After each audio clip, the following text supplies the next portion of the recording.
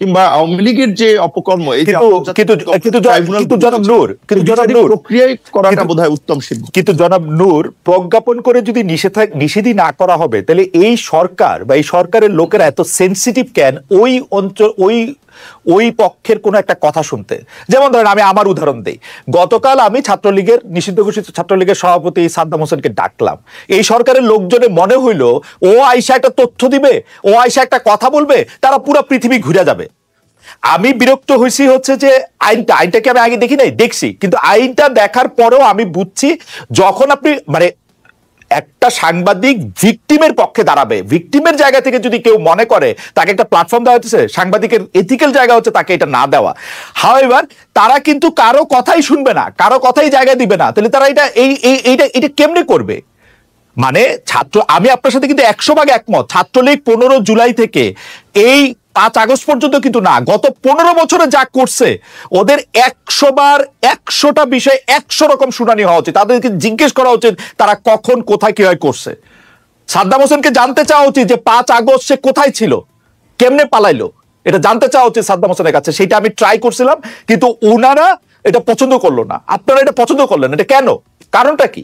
না না, আমি ব্যক্তিগতভাবে এতটা অসহিষ্ণু না। মানুষকে কথা বলতে দিতে হবে। আমাকে যারা পছন্দ করে না তারাও তো আমাকে অনেক সমালোচনা করে, অনেক কথা বলে, সেটা শোনার প্রয়োজন। এবং আমি আপনার প্রোগ্রামটা মনে করি হওয়া দরকার ছিল এই কারণে। এটা হচ্ছে আর একটা প্রবলেম হচ্ছে কি, এখন সোশ্যাল মিডিয়া এত জনমত হচ্ছে, দ্রুত শিফট হচ্ছে, এবং মানুষ ছোটখাটো ইস্যু এবং এতটা বিভ্রান্তি বা জনমত গঠন করার একটা সহজ পদ্ধতি তৈরি হয়ে গেছে মব জাস্টিসের মতো, যার ফলে অনেকে ওই যে বলছেন, এখন আপনার মতো সাংবাদিক আপনার হিসাব করতে হয় যে আমি অমুককে ডাকলে পাবলিক আমাকে গালি দিবে কিনা, কি বলবে কিনা। কিংবা আমি কেয়ার করি না পাবলিকের গালি, আমি কেয়ার করি না নূর, পাবলিকের গালি আপনি কেয়ার করেন।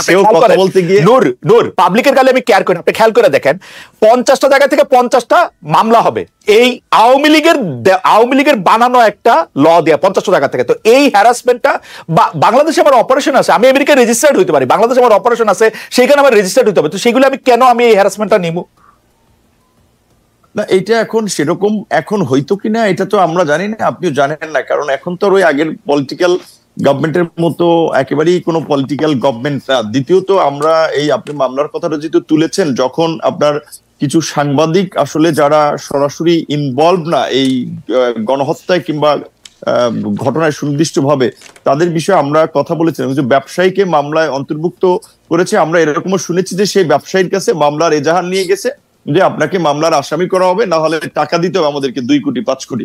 তো এখন এই মামলা নিয়ে কিছু লোক ব্যবসা করেছে, এবং এমনও শুনেছি যে যারা আপনার হত্যাকাণ্ডের শিকার হয়েছে সেই পরিবারকে কিছু সহযোগিতা দিয়ে আপনার সাদা কাগজে তারা স্বাক্ষর নিয়ে এসেছে এবং এজাহারটা মনমতো সাজিয়েছে। যাদেরকে মনে হয়েছে ও মক্কে মামলায় দিলে পয়সাপাতি উঠানো যাবে বা একটা ব্যবসা করা যাবে, সেই সমস্ত লোককে মামলায় জড়ানো হয়েছে। এরকমের কিছু ঘটনা যখন আমাদের কাছে এসেছে, আমি সরাসরি আইজিপি এবং হোম অ্যাডভাইজার সহ বিভিন্ন জনের সাথে কথা বলেছি, তখন তারা পরিষ্কার ভাবেই বলেছে যে যেহেতু একটা অস্বাভাবিক পরিস্থিতি, কে কোথা থেকে মামলা করছে, কার বিরুদ্ধে কি মামলা করছে, আমরা তো সবকিছু এত ডিটেলস জানার সুযোগ হচ্ছে না। আবার অনেক জায়গায় মামলা না নিলে সেখানে থানা ঘেরাও করা হচ্ছে, আর একটা উত্তেজিত পরিস্থিতি তৈরি করা হচ্ছে। কাজেই গ্রেপ্তার করলে যাচাই বাছাই করেই গ্রেপ্তার করা হবে। তো সেই ক্ষেত্রে এইটা আমি আপনার সাথে ওইখানে আপনার কথাটার আর কি উত্তর দিচ্ছি যে আগের মতো যে 64 জেলা আপনি কথা বললেই মামলা হবে, এইটা আমি ব্যক্তিগতভাবে মনে করি না। কারণ আপনার অনেক অপোজিশন লেভেলেও আপনার অ্যাকসেপ্টেন্স আছে। ধরেন এর আগে যারা গভর্নমেন্ট ছিল তাদের লেভেলেও আমার কথাই হইতেছে না, আমার কথাই হইতেছে না। আমি বলি এটা সেটা তো আমরা দেখেছি। ঘটনাকে কিন্তু মানুষকে জাস্টিফাই করার সুযোগ নাই যে সেটা অন্যায় করে ফেলছে, যা সে ফেসিবাদের দোষর হয়ে যাচ্ছে। এই যে আপনার একটা ট্যাগিং প্রবণতা, এটা এখনো আছে, এটা খুব দুঃখজনক। এটি আসলে উনি ওনার শেষ কথাগুলো আমি শুনতে পাই নাই, মানে শেষ 1 মিনিট আমি শুনতে পাচ্ছিলাম না। I would rather request control room to fix it. কিন্তু নূর, আপনার কাছে কি মনে হয় যে এই সবাইকে আটকে হঠাৎ করে দেখা যাচ্ছে শিবির আত্মপ্রকাশ করতেছে, এইটা কি বর্তমানে যারা ক্ষমতায় আছেন তাদের একটা প্লটের অংশ কিনা, বা নাকি একটা পপুলিস্ট রাজনীতির একটা অংশ? আমরা কিন্তু দেখেছি যে এই সরকারের সাথে আপনার সাথে যত খাতির, বিএনপির সাথে যত খাতির, তার চেয়ে বেশি খাতির মনে হয় জামাত ইসলামের সঙ্গে, মনে হয় আর কি অ্যাপারেন্টলি। এইটা আপনি কিভাবে দেখেন? এটা এখন এটা অনেকে বলছে, আমি অনেক প্রোগ্রামে গিয়েছি, সেম কোশ্চেন অনেকেই বলেছে যে বিএনপির আগে এমনকি রাষ্ট্রপতির সাথে 5ই আগস্টের মিটিং এও আমাদের সেনাপ্রধানও জামাতের কথা উল্লেখ করেছে, বা জামাত বেশি স্পেস পাচ্ছে এরকম কথা আপনি বলছেন, ম্যাডাম বলছে, আরো অনেকগুলো প্রোগ্রাম শুনেছি। এখন আমি একটা রাজনৈতিক দল হিসেবে যদি আরেকটা দলের বিষয়ে বলি, তখন ভাববে যে সে আমাদেরকে পছন্দ করছে না, বা সে আমরা স্পেস পাচ্ছি এটা তার সহ্য হচ্ছে না। কাজে আমি বরাবর ওই জায়গায় না গিয়ে আমি যেটা বলতে চাই, ধরেন এই যে শিবিরের বিভিন্ন জায়গায় আত্মপ্রকাশ হচ্ছে, এখন এখানেও তো বিভিন্ন পত্রিকা যেভাবে হেডলাইন করছে, মনে হয় এটা কি বলবেন আপনি, একটা মঙ্গল গ্রহ থেকে কোনো প্রাণী এসেছে যে সবার একেবারে হইচই করা লাগবে যে জবই শিবির আত্মপ্রকাশ করলো, জবই শিবির আত্মপ্রকাশ করলো। তারা এতদিন রাজনীতি করে নাই।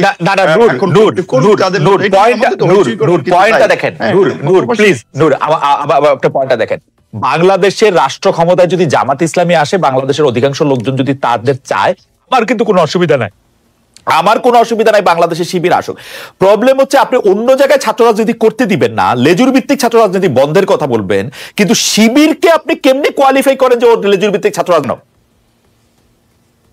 এটা কথা সঠিক যে ধরেন দীর্ঘদিন ধরে তো এখানে ন্যাশনাল ইন্টারন্যাশনালি একটা ন্যারেটিভ তৈরি করার চেষ্টা করা হয়েছে যে আওয়ামী লীগ একটা সেকুলার পার্টি, আওয়ামী লীগ একটা অসাম্প্রদায়িক চেতনায় বিশ্বাস করে, কাজী আওয়ামী লীগ ক্ষমতায় না থাকলে এইখানে ধর্মান্ধ বা উগ্র গোষ্ঠীর উত্থান হবে এবং একটা সাম্প্রদায়িক পরিস্থিতি সৃষ্টি হবে, যেটা এই সরকারের পতনের পরপর ইন্ডিয়ান মিডিয়াগুলো খুব জোরে সোরে প্রচার করেছে। এবং ট্রাম্পও দেখেছেন যে নির্বাচনের আগে কিন্তু স্ট্যাটাস দিয়ে টুইটারে বলেছিল যে বাংলাদেশের মাইনরিটি, বিশেষ করে হিন্দু খ্রিস্টান এদের উপরে নির্যাতন হচ্ছে। অথচ আপনি যদি দেখেন কিছু হিন্দুদের ঘটনা এসেছে, যদিও সেগুলো পলিটিক্যাল, সেগুলোর সাথে রিলিজিয়াস কোনো সম্পর্ক নাই, আর খ্রিস্টানদের সাথে এরকম কোনো ঘটনাই ঘটে নাই।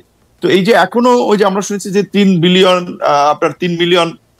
আপনার ইনভেস্ট করে জয় লবিস ফার্ম তৈরি করেছে এগুলো করানোর জন্য, সেগুলো তারা করছে। সেখানে নিত্যা ম্যাডাম যেটা বলেছে যে ঠিক, যে এখন যদি এটা যারা সরকারে আছেন কিংবা আমরা যারা রাজনৈতিক দল কিংবা বড় একটা অংশের স্টেক হোল্ডার আমরা নেতৃত্ব দিই, তারা যদি না বুঝে বা এগুলো যদি একটা সহনশীল সমাজ এবং পরিস্থিতি তৈরি করার চেষ্টা না করি, তাহলে তো ওই যে আপনি যেটা বলেছেন ওই থিসিস অ্যান্টিথিসিস বিনির্মাণ করতে গিয়ে আমরা মূল ইস্যু থেকে দূরে সরে যাব। যেটা আপনি বলছিলেন যে আপনার কথায় নিত্যা ম্যাডাম যেটা জোর দিয়ে খুব বলেন, আমি মনে করি যে সরকার ভুল পথে হাঁটছে, সরকার সঠিক পথে হাঁটছে না। তবে একই সাথে আবার ওই নিত্যা ম্যাডাম যেটা বলেছে এটা অবশ্যই, এই সরকারকে আমরা ভুল পথে চলতে দিতে চাই না, এই সরকারকে আমরা ব্যর্থ করতে চাই না, কারণ এই সরকারের ব্যর্থতা আমাদের সবার জন্য একটা নতুন বিপর্যয় ডেকে নিয়ে আসবে।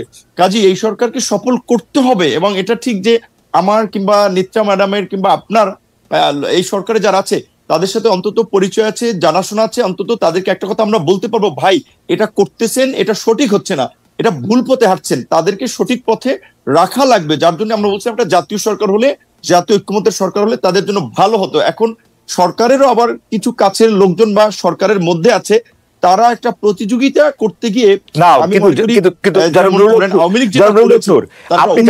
আপনি বারবার জাতীয় সরকারের কথা বলছেন, আমি একটু বলি নূর, আপনি শুনতে পাচ্ছেন কিনা জানি না, আপনাকে একটু বলি জনাব নূর, বিভ্রান্তি কিংবা আমি মনে করি নূর, আমি একটু বলি, জাতীয় সরকারের কথা আপনি বলছেন, কিন্তু জাতীয় সরকার তো বিএনপি কে বাদ দেওয়া হবে না, কিন্তু বিএনপি জাতীয় সরকারে কেন যাবে? এখন যখন বিএনপি না যায়, আপনি তো অন্য বাম দলগুলোকে, ধরেন জুনায়েদ সাকিব ভাইকে, আপনাকে, সেটা নিলেও এটা আসলে জাতীয় সরকার হিসেবে এটা পরিপূর্ণ হবে না। তো সেটা তো একটা মানে ওদের জন্য তো, এই সরকারের জন্য তো এটা একটা ক্যাচ 22 মানে পজিশন, মানে ওরাও তো আসলে চাইলেও এটা কিছু করতে পারবে না। ওদের জন্য বেস্ট এখন হচ্ছে যে সবকিছু বাদ দিয়া ইলেকশন ঘোষণা করে স্টেপ ডাউন করা। এর মধ্যে মাসুদ ভাই কতজন আপনাদের লোক? খালিদ ভাই, দুটো বিষয় একটু আপনার অনুমতি নিয়ে বলি। একটা হচ্ছে যে অন্তর্বর্তীকালীন সরকারের ব্যাপারে একটু আগে যে আলোচনাটা হলো, যে ব্যর্থতা বা ওনাদের দায়বদ্ধতা প্রসঙ্গটা, আন্দোলন একটার পর একটা আসছে। আসলে দেখেন, এই 17 বছরের মাঝে তো নানান বঞ্চনা ছিল।